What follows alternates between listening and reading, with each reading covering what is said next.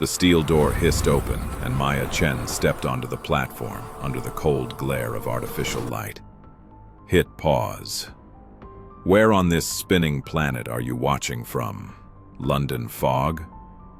Lagos heat? Lima's midnight streets? What's the hour where you sit? Lock that in your mind, because you're about to step into a world so savage, so empty of grace, that a single act of kindness could get you killed. Oxygen was rationed by the hour. Mercy? Even rarer. Tell me this right now. Where in the world are you watching from, and what time is it there? Because what you're about to hear happened in a place where mercy was rarer than oxygen. The auction hall stretched wide beneath the biodome's curved ceiling, all chrome and glass and the hum of recycled air. Outside, the red dust of Mars swirled against the transparent walls. Inside, the smell of disinfectant and desperation hung heavy. 70 men stood in the viewing pit below, their faces lit by the blue glow of their bidding tablets. Most wore the gray jumpsuits of mining contractors. Some leaned against the railings, grinning. Others just stared with dead eyes that had seen too much darkness underground. Maya was 19. The thin medical gown they'd given her barely covered her shoulders. Her black hair, still damp from the decontamination chamber, stuck to her bruised collarbone. She didn't cry. She didn't move. She just stood still and tried to breathe through the recycled air and the whispers crackling through their comm devices. Final bride contract of the rotation. The auctioneer's voice boomed through the speakers, echoing off the metal walls. Unclaimed female, transit visa class D. The men shifted, boots magnetic locking to the floor with soft clicks. They had already processed 6 girls that morning. None had screamed loud enough for anyone outside the dome to hear. The auctioneer stepped closer and lifted her chin with gloved fingers. His touch was clinical. Cold. She flinched, but he didn't stop. Verified clean, he announced, turning her face toward the scanning array. No genetic flags. Starting bid. 6 bits. The hall went silent except for the air filtration systems. Then, from the shadows near the emergency airlock, a voice came low and steady through the comm channel. 6 bits. Heads turned. A tall man stepped forward from the maintenance corridor. Dust from the underground tunnels still clung to his dark pressure suit. His helmet visor was up, revealing sharp gray eyes and a face that hadn't smiled in years. He wasn't looking at her like the others did. He just walked to the platform terminal, pressed his thumb to the payment scanner and said, "I claim nothing." The auctioneer's tablet flickered. The crowd murmured through their comms.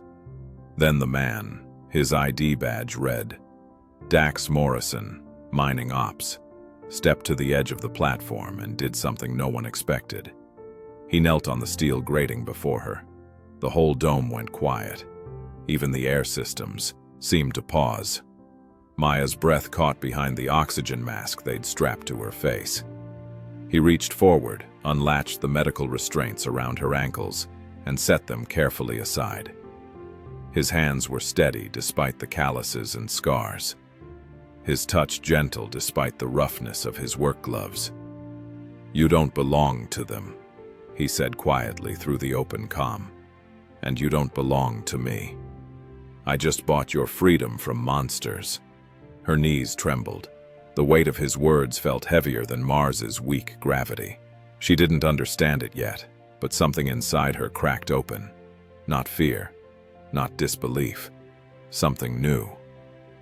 He stood, pulled off his thermal jacket and draped it around her shoulders. It smelled like metal and sweat and something real. "You're free to walk through that airlock," he said. Then he turned his back to the crowd and started toward the exit corridor. No one spoke. No one stopped him. Maya followed. Not because he asked her to, but because for the first time in her life someone hadn't told her what to do. Outside the auction hall, the corridor stretched long and dim, lit only by emergency strips. Through the reinforced windows, she could see the sun setting over Olympus Mons, painting the rust-colored sky in shades of orange fire. A transport rover waited by the loading dock. Dax climbed into the driver's seat and powered up the engine. The cabin lights flickered on. He didn't look back, but when he spoke through the comm, his voice was calm. "You coming?" She hesitated, looking back at the auction hall. The men, the scanning equipment, the cage she'd just stepped out of. Then she climbed into the passenger seat. The rover rolled forward, wheels crunching over the regolith. They drove in silence through the colony's outer ring. The sound of pressurized tires on Martian rock was the only thing between them. As they drove, a dust storm warning flashed across the dashboard. Maya flinched at the red alert lights. Dax slowed the rover without a word.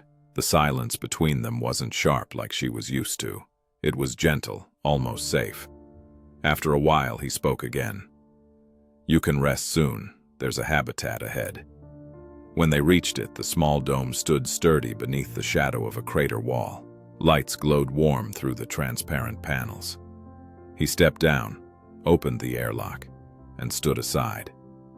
"It's warm inside," he said. "You don't have to go in if you don't want to." She looked at him, then at the habitat. The smell of real coffee drifted through the recycled air, rich and familiar. She stepped inside. The heat from the thermal generators wrapped around her immediately. A small table sat in the center with 2 plates waiting. Real plates, not the disposable ones from the transit stations. He walked to a storage unit, took down a kettle, and poured hot water into a metal cup. "There's a clean jumpsuit on the chair," he said. "You can eat if you want, or rest." She didn't move at first. Her fingers clutched the jacket around her shoulders. "What now?" she asked. "Now you breathe." She didn't trust it. The quiet. The kindness. She had lived her life surrounded by slamming hatches, angry voices crackling through comms, and men who only took. "Why did you bring me here?" she asked. "Because this is a place with no locks on the inside." She watched him sit at the table and break the protein bar in half. He didn't look at her. He didn't ask her for anything. Slowly, she stepped forward, took the spoon he offered, and sat down. The soup burned her tongue, but she didn't stop eating. It tasted like something real. Like Earth, somehow, even though she'd never been there. "What's your name?" she asked. "Dax Morrison," he said. "Maya." "Good name." When the lights dimmed to night cycle, he placed a second thermal blanket near the heater. "You can take the bunk," he said. "I'll stay here." She shook her head. "I don't want to be touched."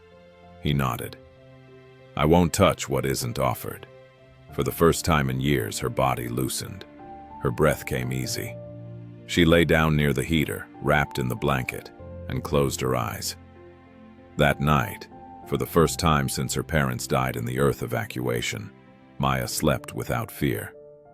And as the habitat systems hummed low, Dax Morrison sat quietly in the chair, staring at the curved wall of the dome. He had bought her for 6 bits, not to own her, to save her. In the dark, neither of them knew that this moment, this fragile piece of kindness, would change everything that came after. The artificial dawn cycle crept through the habitat's smart glass, soft and golden. Maya woke to the smell of coffee and reconstituted eggs. For a moment, she didn't know where she was. The heater was still running, the air still warm. Her heart wasn't racing. She listened for shouting, for boots on metal floors, for the sound of hatches sealing. But there was nothing.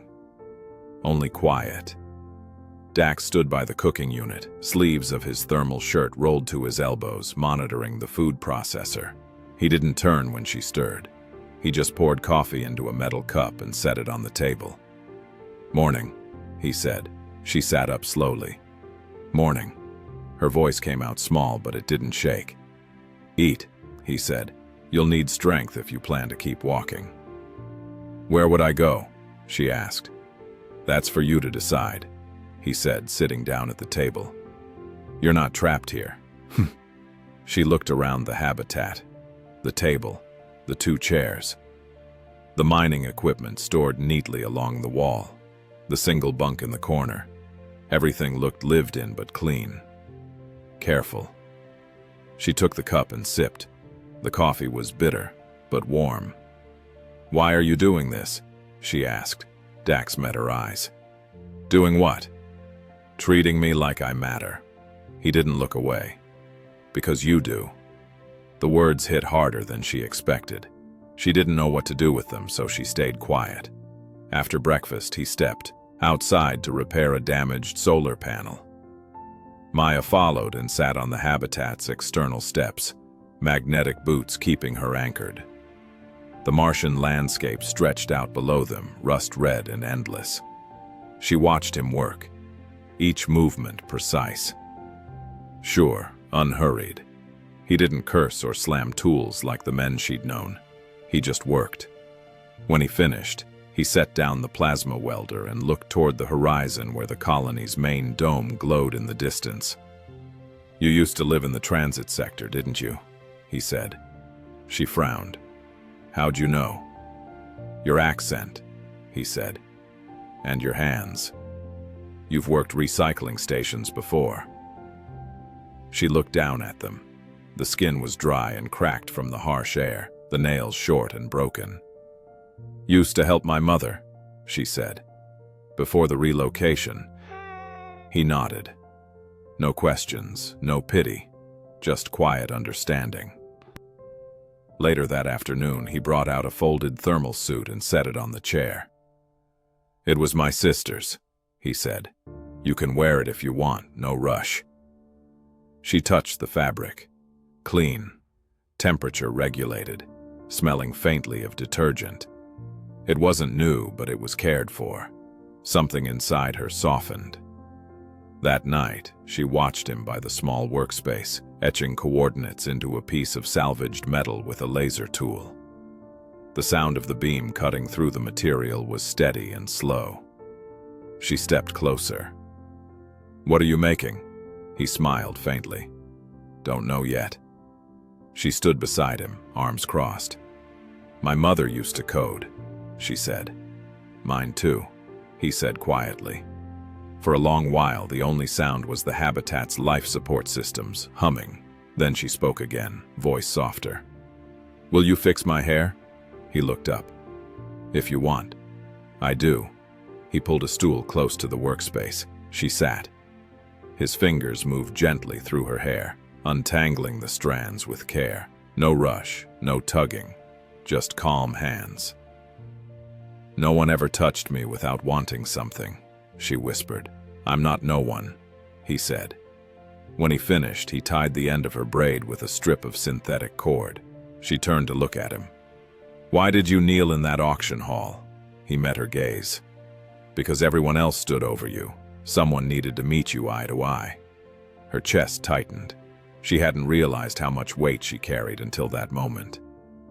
"You're not what I expected," she said. "Neither are you." When she stood, she didn't step away. He didn't move closer.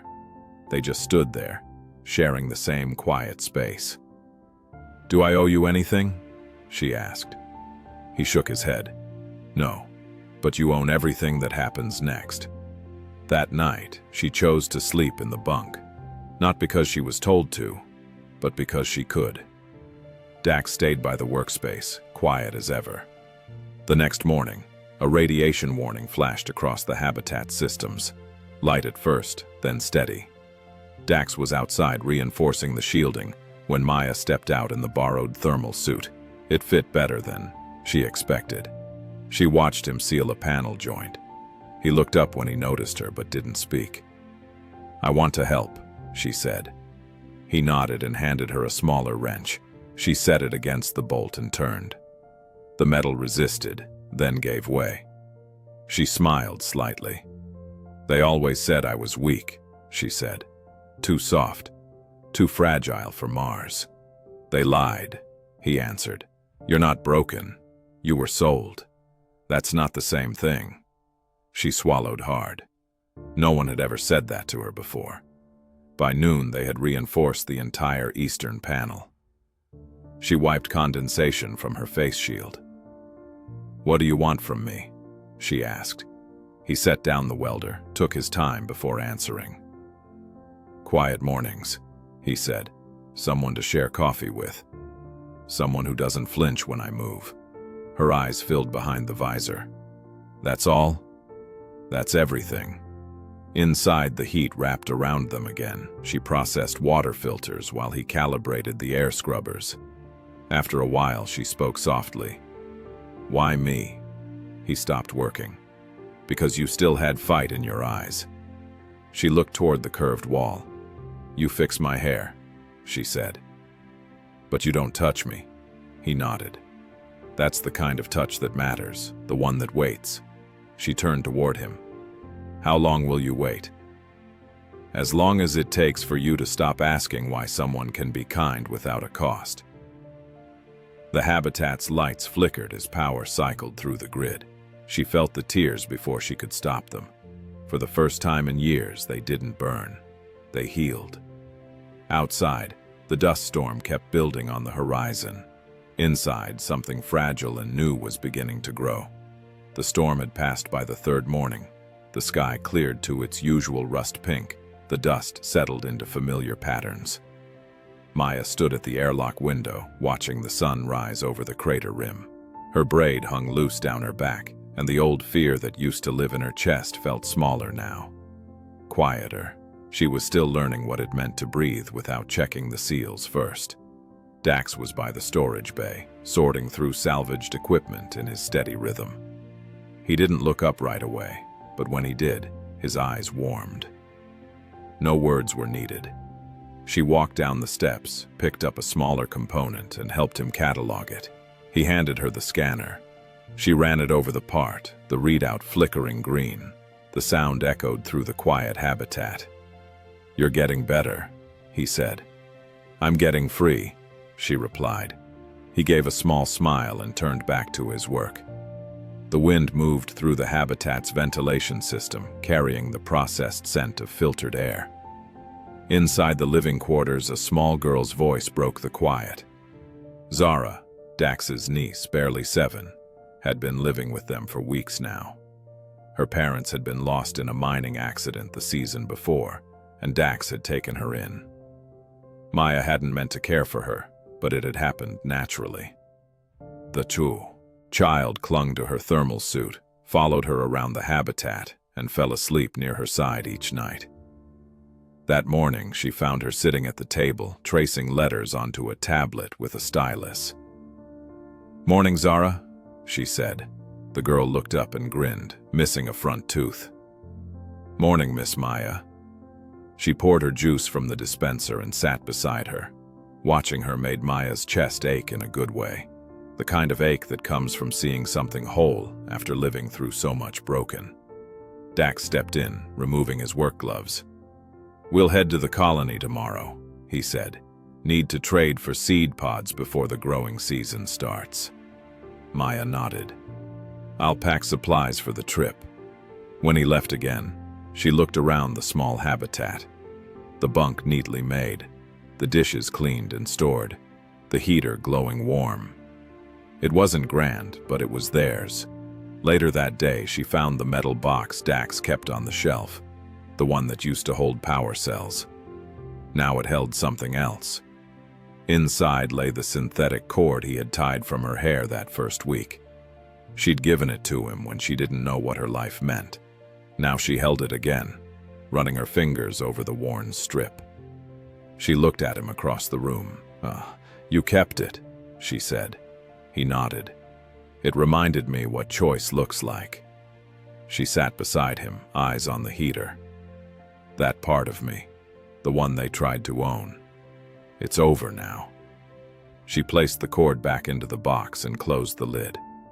"Keep it if you want, but I don't need it anymore." He studied her quietly. "It's safe either way."